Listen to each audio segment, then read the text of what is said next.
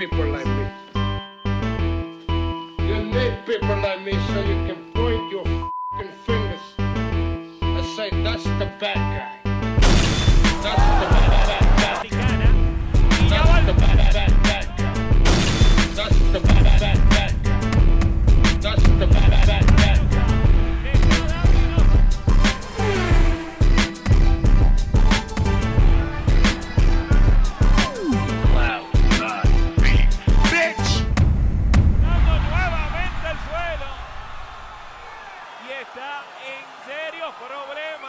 De la noche, Stephanie Piñeiro.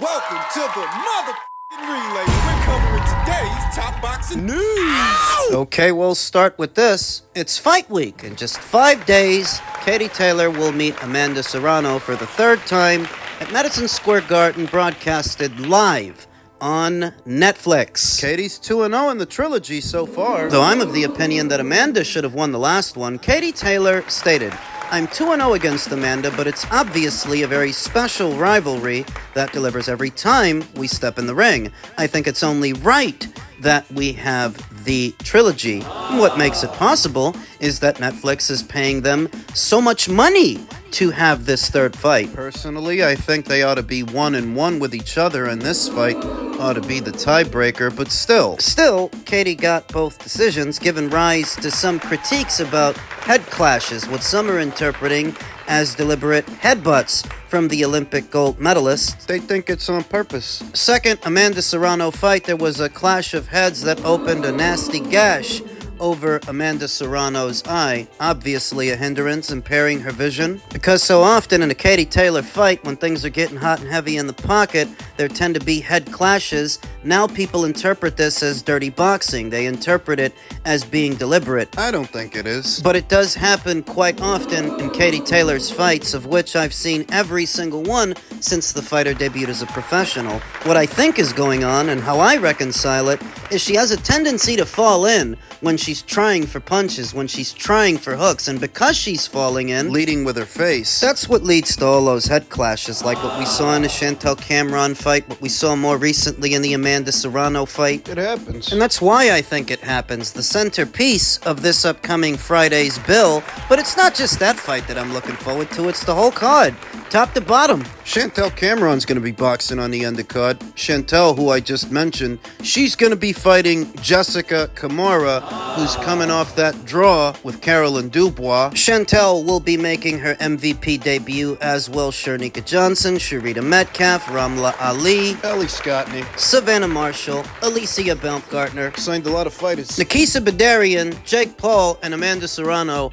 have assembled what is the strongest stable of women fighters, the strongest stable of Valkyries in boxing right now. MVP stages cards on both the Netflix and DAZN platforms, and thus they should be able to provide reasonable accommodation for every single one of their new signees, as some have begun to question, how can they hope to keep this many women boxers busy at the rate that they're signing them? Because they're signing women fighters left and right, and signing them is all well and good, but can you actually get them fight dates? I think that between the cards they do on Netflix and the cards they do on DAZN, they should be able to. They should be able to keep them all active. They pulled out all the stops for this upcoming weekend's fight, going as far as having Uma Thurman and Charlize Theron, two famed actresses, to help promote the Taylor versus Serrano trilogy. That was really nice to see. It's just a taste of what MVP can do for all these female fighters, the level of promotion that they are now getting. This is next level stuff. And I look forward to seeing how it all shakes out this upcoming Friday when Katie Taylor takes on Amanda Serrano for the third time. We'll talk more about it as the fight date approaches. Yesterday in Manchester, Jack Catterall took on a then unbeaten Harlem Eubank in a fight that was stopped in the 7th round as a result of cuts that both fighters suffered in the 6th. Jack won. So good on Jack Catterall for winning a fight that I thought he was going to lose. I thought Harlem Eubank was catching Jack Catterall at the right time, coming off that loss to Arnold Barboza, where Jack had everything working for him. He was the house fighter, the home fighter. He had home field advantage. That was an anticlimactic fight, and in many ways, so was this one. This was a big step up for Harlem Eubank from the fighters that he had been fighting so far, Jack Catterall. The boxer, the southpaw. It would seem that that's something that Harlem Eubank was struggling with. Jack's angle of attack in tandem with his range control. That's what really separated them and prevented this from turning into a dogfight. Distance control. Range control. This was not an exciting, entertaining fight to watch by any means, but it was a fight that Jack was winning comprehensively, and that has everything to do with his distance control. Taking a half step back whenever Eubank would try for a jab to bring over the backhand, Jack wouldn't be there. Harlem was too simple and too predictable. The somewhat more athletic fighter of the two, the herkier, jerkier fighter of the two, but not the better boxer by any means. It's too simple, his punch variety. Too predictable. He just couldn't figure out how to get close enough to Jack to land some punches. Only occasionally getting in with a shot whenever they didn't become entangled in each other's arms. There were one or two thrills and spills in this fight. Couple of hip tosses. I think Harlem Eubank was giving in to frustration that he couldn't land the way that he wanted to land, so things got really chippy in the clinch. Really messy. I think both boys hit the deck, what was it, 2 or 3 times? Was the most eventful thing that happened as the rounds progressed. But as the round progressed, you got the sense that Jack is definitely in control, and he should be way ahead. Well, for whatever reason, Harlem Eubank was quite satisfied with himself, showboating, shaking, and shimmying. It's pretty cringe. There were moments in the fight where Harlem isn't doing much of anything except trying to play to the crowd. At one point, skipping to Malou. I don't know what he thought that was gonna do. Skipping at one point, he was frolicking in there, I guess. In Harlem's head, he must have thought that he was well ahead enough that he can waste time doing stuff like that. Most that I could give him was maybe 1 or 2 rounds. Nowhere near enough for all the showboating. 6th round rolls around. Harlem Eubank tries for a jab, misses it, falls in, resulting in a clash of heads that opens up a really bad cut over Jack Catterall's right eye. Gross. We all know how this goes, that if the contest is stopped on account of a clash of heads, they're going to go to the judges' scorecards, and whoever's won more rounds wins the fight. That was Jack. Jack won the fight the way that Jack Catterall often wins fights, in anticlimactic fashion, to where you can't really remember what specifically he did. You just know that he was the guy that was in control. It's not so much that he's wearing a guy out or wearing a guy down, but controlling the guy and controlling the distance at which the fight was being fought. Now, Jack is a good fighter. I'm not saying he isn't. I'm just saying he's a bit on the boring side. That was His Excellency's evaluation of yesterday's contest. Turkey LL Sheik, who said, "This is not Tom and Jerry. This is Jerry and Jerry. This isn't boxing. I'm watching." Needless to say, he was not entertained. Responding to Turkey's criticism, Jack stated, "I'll study more Haney and Shakur going forward. Listen, to be a boxer, you have to accept any criticism. I won last night, but not how I wanted to win, so I'll let the cut heal, and I'll be back in the gym to keep improving. But make no mistake, I will fight absolutely anyone." Yesterday's contest was a welterweight contest. Jack is now campaigning at 147 pounds. Who should he fight up there? Oh, he moved up? Yes, he did. And moving up almost immediately, you know that there are some fights that aren't realistic, some fights that are not on the table for a guy like Jack. I don't think he gets the winner of Barrios versus Pacquiao in the ring. I don't think he's on Rolly Romero's radar or Ryan Garcia's radar. I don't think he's on Teofimo's, Brian Norman's, Devon's. So who should he fight? If he's campaigning at 147 right now, who should he go after, and what fighters in that division make for interesting fights? I wouldn't mind a transatlantic fight between Jack Catterall and Giovanni Santillán. Even if Jack Catterall is not an action guy, Giovanni is. So is Alexis Rocha. Those are Top Rank and Golden Boy Promotions fighters Shakram Gayasov. He's a matchroom guy like Jack Catterall is a matchroom guy, and he is in a pole position to at some point fight for the WBA title. Remember, before Boots announced that he would be moving up in weight, Shakram Gayasov was his mandatory challenger. So what if Jack goes, fights Gayasov? To get in line for the WBA title, they can make that fight in-house. Shouldn't be too difficult. Even if Jack Catterall isn't an action guy, Shakram Gayasov is, so, you could do that. It would be a bit of a high-risk fight for Jack Catterall, but he's facing a scarcity of options as a welterweight. If that's where you're going to campaign now, Slim pickings. there are a couple of somebodies up there, but none of them are likely to give Jack the time of day. Not just because, so he's got to work with what else is out there, what else is available. Who else? Congratulations to him for getting back in the winner's bracket this past weekend, albeit in anticlimactic fashion. But he did it. Men's light heavyweight news. Artur Beterbiev asks Dmitry Bivol of a trilogy bout, "How old do I have to be?" Artur Beterbiev and Dmitry Bivol have already staged two hugely important light heavyweight unification bouts between them, and slowly but surely the details surrounding a trilogy fight featuring the two Russian stars seems to be materializing, just not nearly fast enough for Artur Beterbiev. In a message posted to his Instagram account on Saturday, Beterbiev called out Bivol, seemingly implying that Team Bivol was stalling as the 40-year-old Beterbiev inches closer to the end of his career. "I received hundreds of questions about the third fight. That's why I decided to answer here," Beterbiev stated in the social media post. As you know, the first fight for the Absolute Champion title took place in October of last year, after 5 years of attempts to unify the belts. Attempts from who? Not Top Rank? Was still successful. The day after the first fight, we agreed on a rematch, which was to take place within 4 months, despite the fact that I was coming off an operation, and my coach and doctor were categorically against such an early rematch.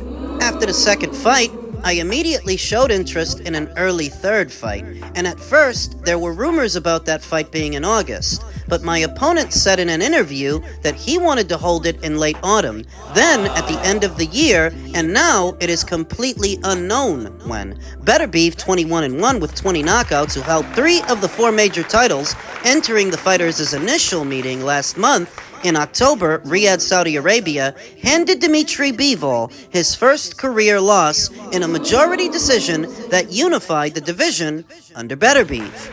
When the rematch was quickly assembled, Bivol returned the favor in February by nicking Beterbiev for the first time in a majority decision back in Riyadh, although Beterbiev has indeed been banged up over the years and more recently required knee surgery to repair a ruptured meniscus. The procedure came in May of last year, postponing the originally scheduled date of the first fight with Bivol, but theoretically had no additional bearing on the rematch. In the interim, Dmitry Bivol has vacated 1 belt after being assigned a mandatory defense against David Benavidez and is now facing pressure from another sanctioning body to defend its version of the title against little-known Michael Eifert. Bivol and his team surely know the higher profile and more lucrative fight is the third tussle with Beterbiev, and indeed, it was reported by Ring Magazine that the trilogy fight was on Riyadh Season's November schedule, and now it has the go-ahead from financier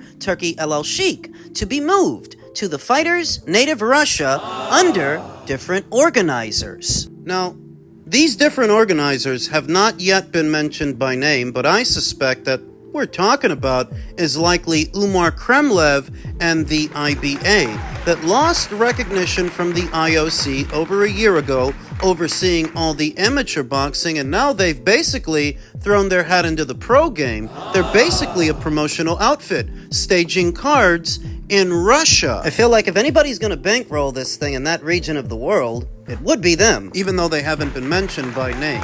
Whether or not it's a deliberate tactic, drawing out the wait until the rubber match clearly benefits Bivol, who's 34 years old, despite the fickle business of boxing. Beterbiev, after granting Bivol a rematch in a quick turnaround after his own win, can hardly be faulted for expecting the same courtesy as the clock ticks. on his 40-year-old frame. Dmitry, how old do I have to be so that we can fight for the third time? Says Beterbiev. Dmitry Bivol's manager, Vadim Kornilov, admitted that there is still no confirmed timeline for the trilogy fight that fans had expected to take place by the end of the year. I have heard this possible delay until next year, but I'm not aware of it, to be specific, Kornilov told WBN. It is very possible that it can move to the next year, but we are still working on our plans. It's important not to assign blame prematurely, irrespective of what just one side is saying, because I remember before the fight even came together, it was Artur Beterbiev's side that was sandbagging it. It was Bob Arum at Top Rank saying that Bivol is boring and the fight has no pizzazz. What was that, 3 or 4 years ago? Bob wasn't interested in making it. And the initial delay that saw the fight postponed before it even happened wasn't on Dmitry Bivol's side,